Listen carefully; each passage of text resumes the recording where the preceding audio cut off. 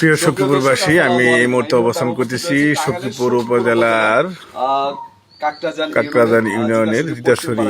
আপনারা অবগত রয়েছেন ইতিমধ্যে যে গত রাত্রে চেতনানাশক স্প্রে করে বাড়িতে চুরির ঘটনা ঘটেছে। আমি সেই বাড়িতে রয়েছি, রহিম বাদশা ওরূপে রাশিদুল। তার সাথে একটু কথা বলবো যে ঠিক কি ঘটেছিল তার বাসায়। আসসালামু আলাইকুম, একটু জানাবেন কি যে গতকালকে আপনাদের কি হয়েছিল? গতকাল দুপুর থেকে মানে চেতনানাশক ওষুধ মানে আমাদের ঘরে স্প্রে করে গেছে বেশ মতো।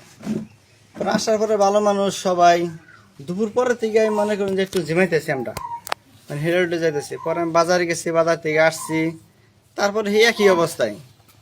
পরে সন্ধ্যায় খাওয়া দাওয়া করছি, খাওয়া দাওয়ার পরে আমার নানা খাইছে, নানা খাইয়া ওই ঘরে ওইখানে শুয়ে পড়ছে। এইখানে ঘর আগলা পরে আমি যে শুয়ে পড়ছি, আমার ওয়াইফও শুয়েছে। এই বাচ্চা কান্নাকানি করতেছে, বাচ্চা হইলো মার কাছে। পরে মার কাছে ছিল, পরে আমি আমার ওয়াইফ ঘুমাই গেছি। পরে আমার বাবাই যে হইলো বাচ্চা দিয়ে আসছে, পরে যে ডাক দিছে যে ওঠো ওঠো, ওইটা দরজা দাও। পরে আর আমরা পরে আমার ওয়াইফ বলছে যে ধৈর্য কই আর দিতে পারে নাই, মানে এমন ভাবে ওরা রিয়াকশন করছে, সবাই মানে একদম ঘুমে হয়ে গেছে, নেশায় আসক্তি হওয়ার পরে ঘুমিয়ে গেছেন আর কি, অচেতন অবস্থায়। আচ্ছা, সারা রাত্রি গম, দরজা জানলা সব খোলা। আমার নানাই ওই ঘর থেকে এই ঘরে আসতে পারে নাই, এই অবস্থা। খাইছে যেখানে ওইখানে ঘুমাই গেছে গা। উনি বৃদ্ধ মানুষ। এই বিষয়টা একটু জানাবেন যে আপনাদের কি ক্ষয়ক্ষতি হয়েছে এই ঘটনা? ক্ষয়ক্ষতি হয়েছে যে মেয়ের ওই যে তারপরে আপনার যে হাতের চুড়ি, পরে ওর গলার একটা মালা ছিল সেটা নিছে, আলমারি, তারপরে কম্বল টম্বল সম্পূর্ণ জিনিস আপনার করা আউলা জ্বালা করা। পরে 3:30টার দিকে আমার ওয়াইফ বলতেছে কে, যখন কে বলছে তখন আমি সজাগ পাইছি, আমার তখন সেন্স ফিরে আইছে। সেন্স ফিরার সাথে সাথে আমি উঠছি, ওঠার পরে সাথে সাথে একটা লোক দৌড় দিয়ে ধ্যানটা বাকি দেখলাম, আমি পিছনে দৌড় দিছি। দৌড় দিয়ে আমার হাতে লাইট নেই, কোনো কিছু নেই, অন্ধকার, আমি কিছু দেখতে পারি নাই, শুধু এটুকুই দেখছি। একটা লোককে দেখছেন যে যেতে? একটা লোক, হ্যাঁ, যেতে। তো এই ঘটনাকে আপনি কিভাবে দেখতেছেন, যে এলাকার কেউ থাকতে পারে? না, এই কাকরাজানের সবচেয়ে এলাকায় অবশ্যই এলাকার লোক আছে, এলাকার লোক ছাড়া তো চুরি হইতে পারে না। এই বিষয়ে কি কোনো থানায় অভিযোগ করেছেন আপনারা? না, থানায় কোনো স্থানীয় জনপ্রতিনিধি অবগত করেছেন? না, কাউকে অবগত করা হয়নি। এই চেয়ারম্যান মেম্বার? চেয়ারম্যান জানে, ঠিক আছে, আমরা একটু কথা বলতে চাচ্ছি এই বাড়ির যে মালিক রয়েছে।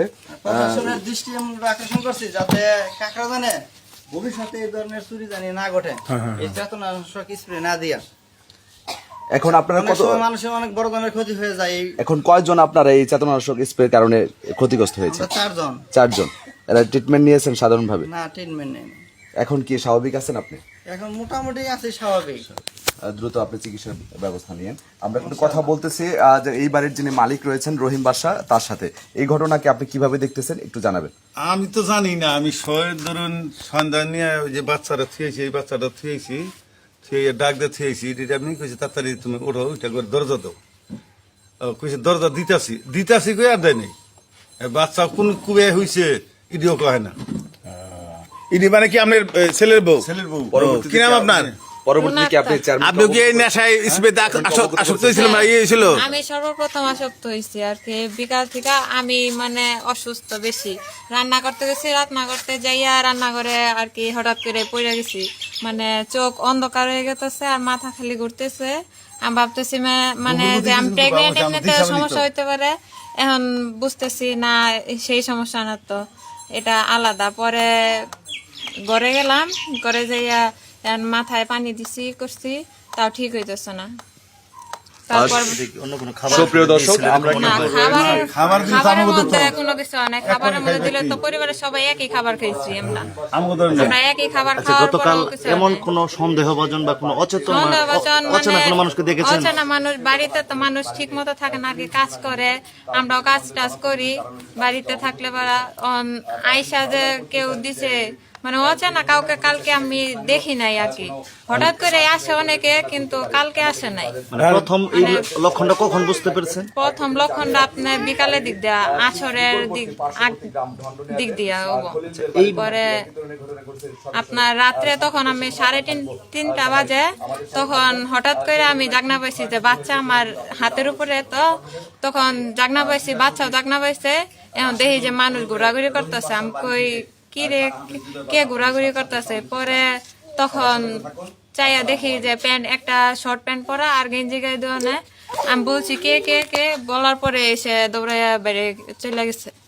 এখন স্থানীয় প্রতিনিধি যারা আছেন, চেয়ারম্যান মেম্বার সহ সখীপুর থানা পুলিশ সহ সকলের কাছে আপনি কি দাবি সবার করেন? কাছে আমি দাবি করি যে এভাবে জানি আর কারো বাড়িতে চুরি না হয়, আর এভাবে অচেতন করার জন্য স্প্রে যেন না করে আর কেউ। এভাবে অনেকের ক্ষতি হতে পারে, এই যে বাচ্চা, তারপরে এই যে প্রেগনেন্ট মহিলা আছে অনেকের, এগুলার ক্ষতি হইতে পারে অনেক। এগুলা ক্ষতি যেন না করে, এটা প্রতিনিধির কাছে আমার আবেদন, জানি এগুলা আর কোনোদিন না হয়। ধন্যবাদ।